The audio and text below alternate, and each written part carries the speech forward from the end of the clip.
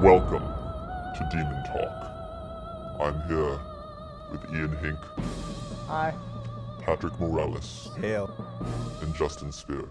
Demon Talk originally was the progenitor of the dead. A little more seriously, we've been talking about doing a lot of Demon Souls, Dark Souls stuff, hoping that some knowledge is going to hit pretty soon. And we talked about, things that can prepare you for Dark Souls, things that we don't want them to fuck up in Dark Souls, and ways Dark Souls can be a bitch. And here today, I want to talk, we're all big fans, what do we want to see happen in the sequel? Knowing what the very limited amount of knowledge we already know, from the trailer and the scant articles that have been released so far. I think it's kind of important to set your expectations properly, and that I don't think they have a ton of room. They don't want to totally redefine it, So they want to keep things the same. They're like, don't worry, we're not going to mess with the core gameplay.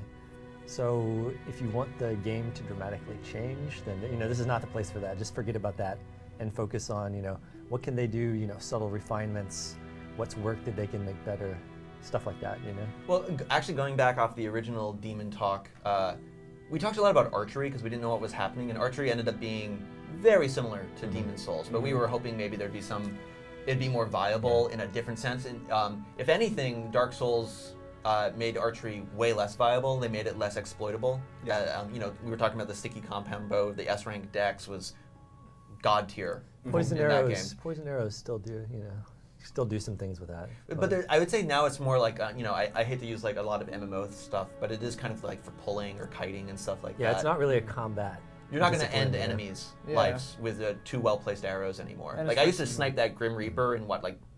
4-2, yeah. And just collect all those souls. That would never happen this time around. And against another player, forget it. If you hit them with an arrow, there's something wrong with them. But Miyazaki said he was upset with the final battle, saying that it was really going to be a melee battle, but he was like, people who had invested in magic, he would have liked that people who wanted magic to be their thing, to have magic be able to stand up in that last fight. He wanted, I don't know if he actually said about archery, but if someone wanted to be more of an archery person or something like that. It's the idea of like you tried to make a thief build and you always wanted to get backstabs. Should that be viable for all the bosses, or maybe at least the culminating factor of the game? You know what?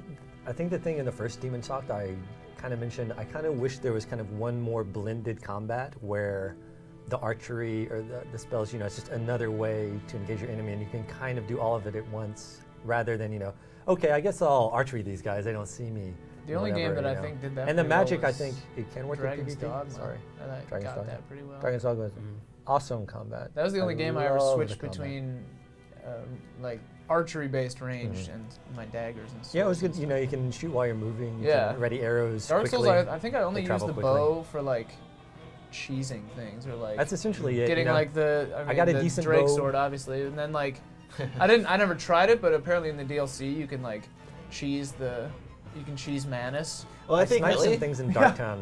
I used poison They might have arrows fixed a it in little a bit. patch or something. In Blighttown, there's that one thing on that door, and I was like, ew. Yeah, Wayne is like poison. but those are and after an hour, he was so dead. few and far between. Yeah, They're like it's not- special it's not cases. much. And they're like stationary enemies. It's more like a tool than a combat discipline. Yeah. And I think a big reason why that is because there's such a huge process to even using it. You have to equip it, you have to arm it, you have to draw the string and shoot. Whereas in Dragon's Dogma, you pretty much just hold the left trigger and go to town. Yeah. So. I think that's definitely an easy place if they wanted to improve should combat. archery there's be lot a of room for tentpole that. though, or should it be a secondary thing? I mean, if they want to really hit that trifecta of melee, ranged, and magic, I think it's something they should definitely consider. You should either marginalize it completely or do your best Yeah. to integrate it into the the game and playing the game normally. Do you think they looked at how much people were using it in Demon Souls, and that's why it got so removed? Maybe, I'm but sure they I want think that's the less a cheese fault of archery than it is some of the situations where you could easily exploit it, like killing the dragon early on. That was an exploit. Yeah. Not necessarily archery's fault, but then killing the one gargoyle through the fog gate. Oh, you're talking Demon Souls. Yes, Demon Souls. Okay. Yeah, and then again, cheesing down the tarantula boss in the mines through the fog gate. I can see how they could. Yeah, I didn't know that. Yeah, you can. You just go to Patrick's a that. cheater. Arrows through the Cheater! Come on now. Did you ever fight a Maneater 2-on-1? Yeah, totally. Okay. I mowed him down with my blessed Murden hammer. Which might be cheating too. No, it's an efficient means of engaging your foe. So I kind of re-brought up archery because it was just something that came to me when we were talking about Dark Souls a couple years ago. But I'm curious, is there anything, now that we've kind of been talking for a couple minutes, is there anything else you'd really like to see?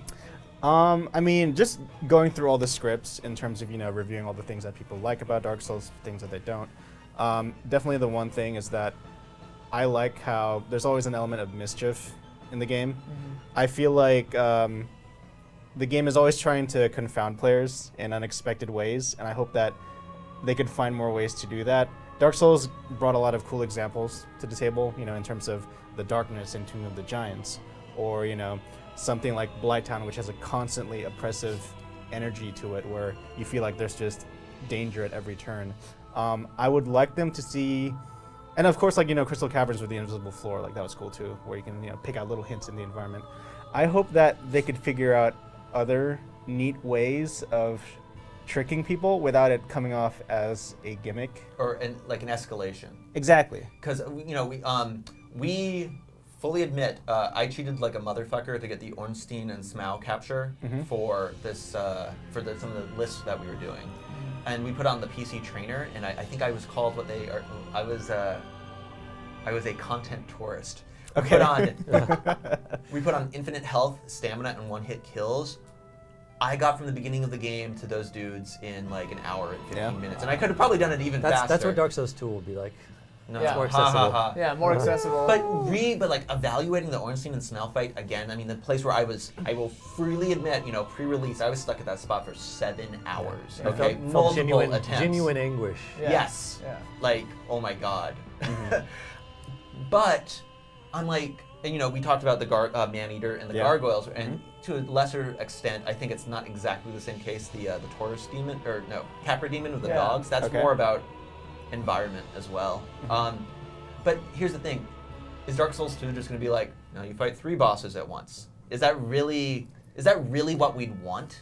Like, there's an idea where something's clever and good, like the way that Ornstein and Smaug feed off of each other. But at a certain point, it just becomes it's like a Cold War escalation that's not really doing anything except like beating on its chest. Like I said earlier, I think this is not the game to expect totally different stuff. Although I'm sure those guys, they seem really good at thinking of, what's a creative take on like a boss. It's not all just a dude with a giant life bar. There's some interesting things. There's some the environmental things, the bosses that will regain, they will grow more powerful as you're fighting them. I think that's one of the big directives they think of. They're like, look, we can't just make some big monster with a lot of hit points. I mean, I think there are enough parallels between Dark Souls and Demon Souls where you could make the same argument that, maybe Dark Souls is just kind of the same escalation off of, what Demon Souls did. Yeah, in a few but ways. At the same time, they're presented in a different way that made them feel new again, in a sense. So I don't have a huge complaint if they do decide to recycle some of the tropes that they've been running with, but I hope that they can add more to it. Like bringing the Mimic, that was cool. Yeah, no, I mean, I think we were definitely surprised with a lot of things. Even though, being Demon Souls fans, it did feel like this is a sequel. Yeah. Probably the open world nature, and I guess to a lesser extent the Covenants were probably the biggest switchover. Yeah. Though, I will say, the open nature of the world, it's like, in the beginning, it's like, let's say you don't take the ring, the Master Key, the Thief's Key, or whatever. Master Key. The catacombs are pretty impossible. Not completely, but pretty impossible. New Londo Ruins, you can go there, but again, pretty impossible at the beginning. So it's pretty much Undead Burg, and then it's gargoyles, depths down to Quelaag, into Sens and Orlando. Then with the Lord Vessel, then the game kind of opens up into hunting down where you want to go, where the game really starts to branch. And I would say that's about, the halfway point? Yeah, a little bit. It's not completely linear progression there. There's some stuff you can go No, to the catacombs, at a certain point, the catacombs do open up. When I was stuck in Orlando, I didn't know you could walk up that catwalk to the broken window. That's when I went and defeated Pinwheel, Yeah. Or you mess around in Lost Izalith? No, it's not Lost Izalith. Whatever, after Quelaag, there's the kind of section you can go with Ceaseless Discharge and stuff like that. But again, going back to Demon Souls, even though it's not open world, after you beat 1-1, there was 5 different worlds you could go to pretty early on. So there's a kind of a weird thing there. even if the world, like, I love the seamless world, seeing those shortcuts interact, Yeah. just a sense of space, walking, like, Sen's Fortress, I didn't have it completely memorized in my head, and even though I was pretty invincible unless I get knocked off by a swinging scythe or something like that, it was still like, where am I? Like, but I know this thing all fits together in a cohesive and congruent bit of architecture, and it's really impressive. I mean, that's one of my favorite things about Dark Souls, and what I like a little more than Demon Souls. I mean, instead of open world, I would always think of it more like a Metroidvania kind of a thing, where like it was different. Like the Catacombs, it's not like you can't get here because you can't high jump. It's you can't get here because you just can't kill these guys. Yeah. Which I really liked, but Good point. yeah, I mean, that was just like one of my favorite things about that game was the open world, and like some of the best moments of discovery for me, and like my favorite like wow moments, are when you realize like you go down from Undead Parish in the elevator, and you're like, oh man, I was above Firelight Shrine this whole time. Yeah, And then you Yeah. feel like you've Right. gone like so far, and then you're like, oh, I get it. It's just up here. And like I saw a thing on Reddit of this guy who like he was at like level like 200 or something, so he was just like wandering around, and he had the binoculars, and he was just trying to see like from where to where can you see other places, and he like wrote out this whole thing, and like it was so cool how like you can see pretty much everywhere from everywhere. As you play, you're like putting together this picture of the world in your mind. And like, Yeah. okay, you can just kind of feel all the expansive space around you and where you are in relation to other things. Yeah. It's just a really And like cool I want feeling. that in Dark Souls. It's not too. like, oh, I'm in a level, or oh, I'm in the caves. Or, Right. You know. And it makes places like Valley of the Drakes, which is almost nothing. It seems like this weird cohesive little crag, right? Yeah, That like yeah. that interlinks all these little areas together. Yeah. Justin, do you remember we were talking about how like contextual content space is interesting as opposed to something like an MMO or Kingdoms of Amalur? Yeah, it's basically an MMO without the MMO part. For Where- their space. But like, even something zone. like not Blighttown, sorry. Even the Undead Burg, like in the beginning, if you break those barrels and you kind of fall down, Yeah. even though it's only a very small split path, like the way, oh man, it's like I know I can sing this game's praises to forever, but it is just interesting. Even this starting area that seems like kind of a natural progression has these little twists and turns and interlocking moments, like even going to the lower part of the parish and stuff like that. Yeah.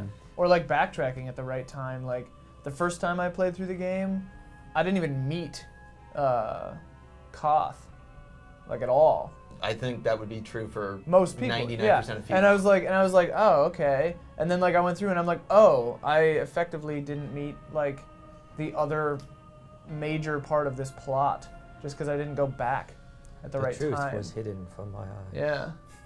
Well, I mean, I think Super that's cool. something like secrets. I mean, it's one of the things we like in games, but we're so used to them now. We've been trained so much. It's like, that wall looks different, fucking hit it. That torch isn't lit, light it, you know? Yeah. I was talking about that part in Bioshock in the foresty part. There's an unlit torch next to a lit torch. And for no good reason, if you light it, a catacomb door opens up.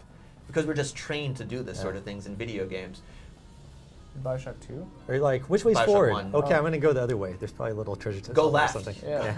Go left in any 2D game, and there's probably a secret, right? Yeah. Well, I mean, the Um, best part was in Dark Souls to me was The Hollow? The Hollow, yeah, the Great Hollow, and then Ash Lake. Like, 2 sections. and like, it's like they so don't care if you find that or not. Like, 2 hidden walls, and one of them's behind a treasure chest. Like the first time I went in there, I was like, oh, I got a treasure chest. Cool. Left. Yeah, and I think But most wait, people. there's more. Yeah. I think a lot And of then people. someone else was like, oh, did you hit that wall? And I that was should like, be what in do you Dark mean? Souls 2 also. Yeah, all the time.